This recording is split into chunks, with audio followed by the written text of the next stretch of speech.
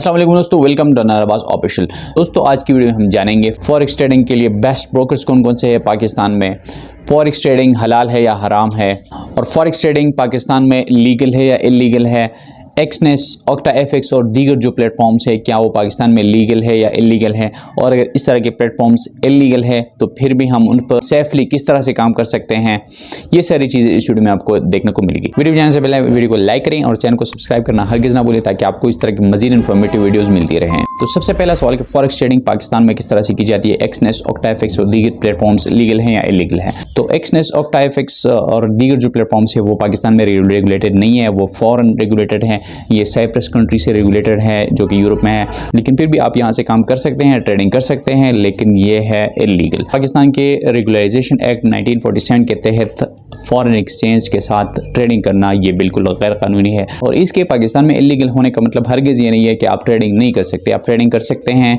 आप forex trading भी कर सकते हैं, आप डिपॉजिट भी कर सकते हैं, आप विड्रॉ भी कर सकते हैं, सब कुछ कर सकते हैं, लेकिन ये है इलीगल। जब आप कानून की नज़र में आएंगे फिर आप पे कानून का घेरा सख्त कर दिया जाएगा। लेकिन आप लीगली इस पर किस तरह से काम कर सकते हैं सेफली, वो मैं आपको वीडियो के एंड पे बताऊंगा। अब बात करते हैं लीगल ट्रेडर्स कौन कौन से हैं जिसके साथ आप पाकिस्तान में रहते हुए ट्रेडिंग कर सकते हैं।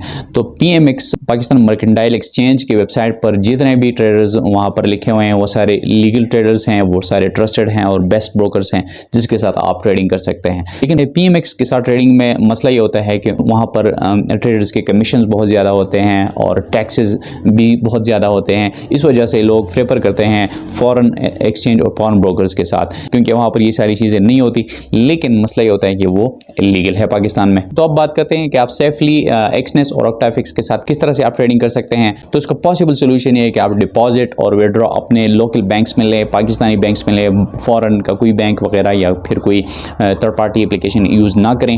सारी चीज़ें आप पाकिस्तानी बैंक्स में लें, तो इस तरह से आप कानून की गिरफ्त से बच सकते हैं। लेकिन ये भी इसका 100% सोल्यूशन नहीं है, आप फिर भी FIA वालों की पकड़ में आ सकते हैं, लेकिन ये पॉसिबल बेस्ट सोल्यूशन है।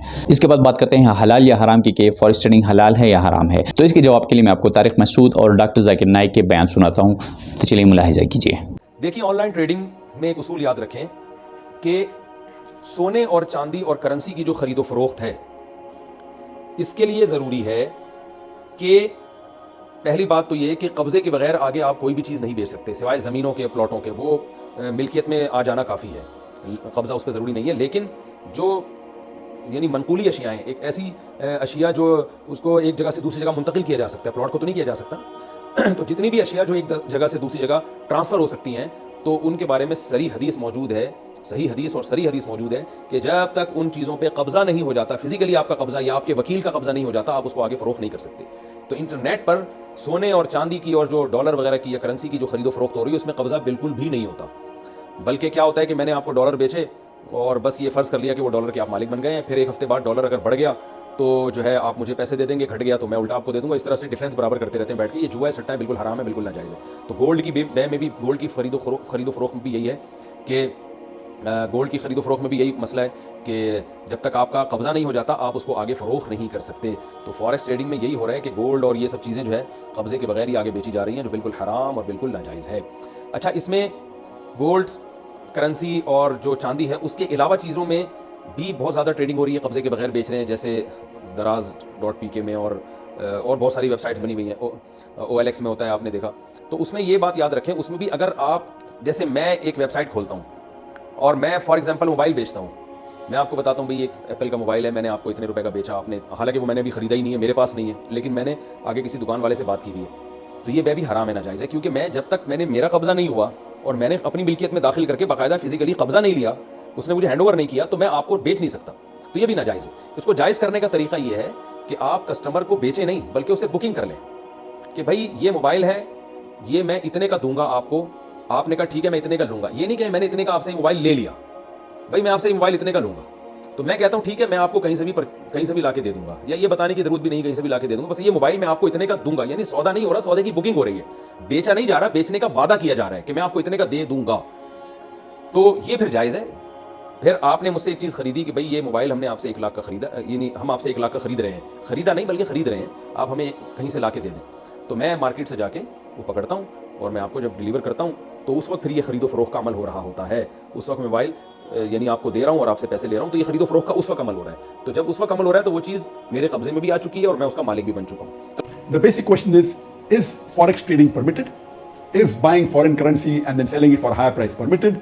Is forex trading in foreign currency like USD, US dollars, in sterling pounds, in Japanese yen, is it permissible? Can you do forex trading online through a broker, etc.? As far as forex trading is concerned, as far as buying foreign currency and selling it, if you do not break any rules of the Sharia, if you follow all the rules of the Sharia and you're within the rules of Sharia as far as trading is concerned, it is permissible. For example, if a person goes and buys a foreign currency, if you exchange your dollar and buy sterling pounds, and later on, after a few weeks or a few months, the sterling pound goes higher,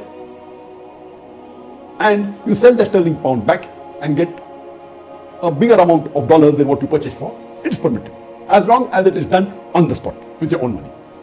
But when you do forex trading on a larger scale with different things involved, there are many haram things involved in it. Directly buying from the exchange, keeping with you, then selling as long as it is your money and no other thing, haram thing is involved, it's permissible. But normally what happens in forex trading when you do on a higher level, there are many associated haram things involved. For example, you may book for buying and then you may delay. You pay some money and delay the deal. This is haram. And you pay some money, that's called as riba.